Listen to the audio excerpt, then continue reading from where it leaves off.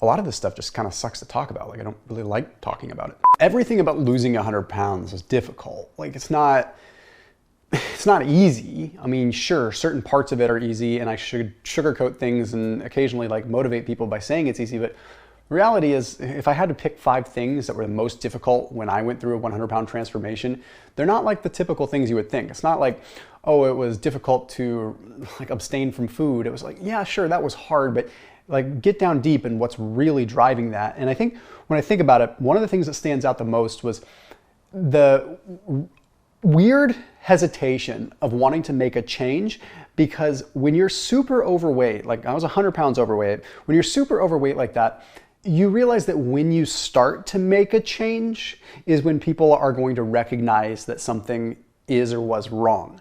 It's like they become numb to what you are now. And I was always concerned that once I started to lose the weight, people would recognize that there was something wrong before.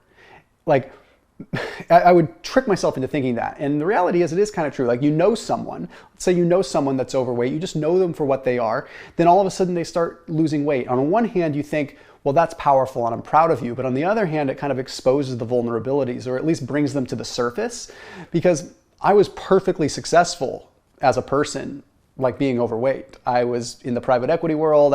I was pretty successful. And people probably wouldn't look at me and say, oh, that's just an obese guy. That, like, they would probably look at me like, well, that guy's, have all kinds of different things to say about me. But it wasn't illuminated until I started my weight loss journey. And honestly, that's when people would start saying things. And when you actually think about it, you may or may not like this, but it brings it to the surface for conversation, whereas before it wasn't. So you come face to face with these demons in a lot of ways, because you start losing weight and suddenly people want to talk about it, whether it's good, bad, or ugly.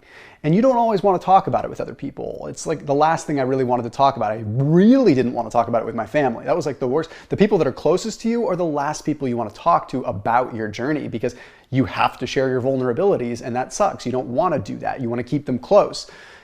Then you reach a point where you've lost a lot of weight and you do want to talk about it because you feel good. And then you reach a point where you're like me now, where I never shut up talking about it. But the reality is that there was a very difficult point in time, and I was afraid that it was going to tarnish my reputation. But let's move on. The plateaus were tough, but not because I would rack my mind trying to figure out like what I was mechanically doing wrong. Plateaus were tough because I always took them personally. I always thought that like a plateau was, there's got to be something wrong with me. And if you're super overweight, you can relate to this, because you start realizing like, what, is there something actually wrong with me?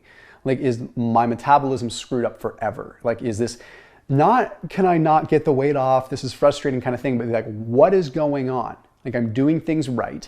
Like, is there something, you start taking it personal. And what I mean by that is, if you really reach down inside yourself, and I know this sounds kind of like woo-woo, witch doctor, weird stuff, but like you start realizing that it's like these subconscious doubts that bubble to the surface, and everything is just comes to the surface when you're going through weight loss transformation, because you're super vulnerable. So the plateaus, which there were a lot, some of them short, some of them like 3-4 months long, where it was super frustrating. And yeah, sure, you want to throw in the towel because you're exhausted, but more so, you doubt yourself as an individual. And that was a very difficult thing to deal with, and very, very frustrating too. The third thing that was really difficult was I convinced myself to think that it was expensive. Like, I convinced myself to think, okay, remember, this was 10 years ago, right? So keto was around, but there weren't like a bunch of keto foods and things like that. So keto worked really well because most of the time when you went keto, you were forced to eat like very close to the earth. Like, you eliminated processed foods. So it was difficult to do in some ways because you really had to actually prep. Now there's a lot more things available, which makes it easier, but in some ways it can make it harder.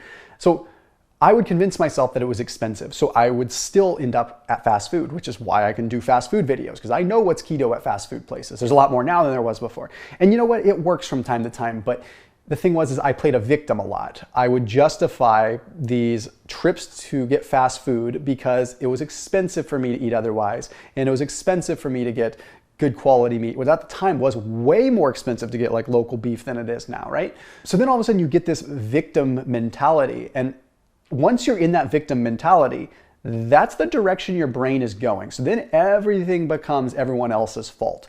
Everything becomes a problem. And it changes the scope of how you look at your weight loss. So by viewing things as expensive, and you might be thinking, oh, this guy came out of the private equity world, he was perfectly well off. No. Okay, I exited the company that I was in and didn't have this like glorious exit. I walked, okay? So it was different than what you might think. So the point was, I was strapped, my family was strapped, and I was trying to figure out what I was gonna do next. So money was a factor. I mean, if you are in a weight loss journey right now, it does get a little bit easier with things that are available. I put a link down below, by the way. I wish that I had something like Thrive Market. You might be thinking, this is contrived. How do you put an ad in this? Well, someone's got to pay the bills, speaking of things being expensive. But there is a link down below for Thrive Market. So like keto, fasting, all kinds of groceries that you want to get delivered to your doorstep that are less expensive than the grocery store, generally speaking, you can get. And there is a link for 25% off of a membership, as well as also being able to get a free gift when you use that link. And a big shout out and thank you to Thrive Market, because they continue to allow me to create this content. They continue to support this channel so employees can be fed, so people can have a good life, so that we can do what we do and help people. And I am indebted to them because of that. So please do check them out. There's a link down below in the description. Thank you guys. So I sat down thinking about this, like, well, what do I want to mention in this video? And when you actually rack your mind on it, it gets pretty difficult. You know, a lot of times this stuff is just stream of consciousness, right? But I think that asking for help was one of the biggest difficulties that I faced. I was a pretty egotistical guy, honestly. I think I've been humbled a lot in the last 10 years. My core values have always been to kind of, be straight and narrow and respect and be humble, but I still had a lot of almost overly confident in weird ways that I shouldn't have been, in my opinion.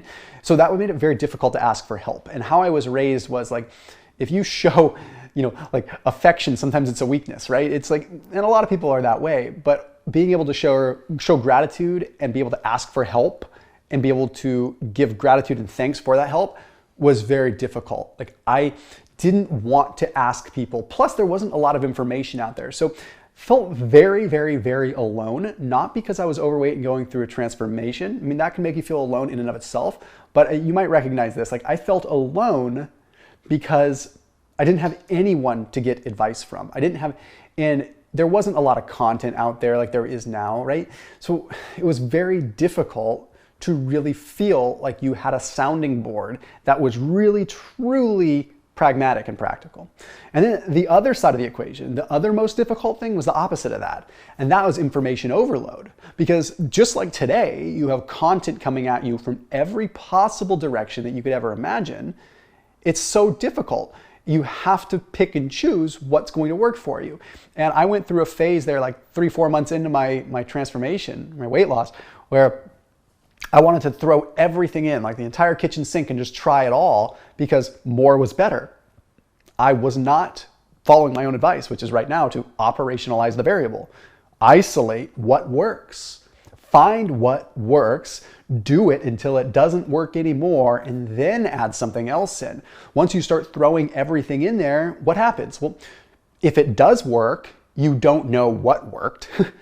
And if it doesn't work, what are you left to throw in there? You've done it all, right? Very frustrating. So when you're overwhelmed with information, it can be difficult. And you're probably thinking, Thomas, your channel overwhelms me with information. And candidly, it probably does. But one thing is for sure, if you follow my channel religiously, you will find that it is at least within the same vein all the time. It's not, talking two opposing sides of things. It might have different ideas and evolutions, but it's at least going to give you the same stream of consciousness in the same vein. Whereas if you go bounce around to other channels, although you should always be aggregating information from other sources, it absolutely can slow you down. But let's put that into a practical sense. People would be the worst. It would drive me just up the wall, right? Oh my gosh, what are you doing? You're doing keto? That's gonna kill you. What is this? Why are you eating what you're eating? And granted, I was doing it okay, but going to fast food and I'd be sitting next to a person that would go to fast food with me and would have the full burger with the fries, with the soda, and I'm eating a burger, like a double burger with cheese, but I had 2 patties and 2 things of cheese while they had 1 patty and 1 thing of cheese and a bun and fries, but I was making it a healthy choice because I had more cheese and meat. What? Like, that's the kind of stuff. How much does that mind F you, right? Like, your friends, and it irritates me, your friends will go with you to eat. They will choose something that you know is not good, and they will critique what you do and try to give you advice. Now, that is the worst. And I did a separate video on the worst pieces of advice. The bottom line is, trust your own gut with this stuff and do what feels right. Take content into consideration, but really truly apply what works for you and try different things. Because as soon as extra information comes in, you're screwed. You're gonna start making it so that you cannot get through those barriers. Okay? My advice with all of this, take it for what it's worth, is in some ways, be okay with being in somewhat isolation with it and be at peace with yourself. Because if you think about what other people are going to do or what they're going to say or their opinions or what they think in terms of your vulnerabilities, you're taking away from your own journey and you won't be able to be there for them later. So whatever, it is what it is, but keep on keeping on. You got it.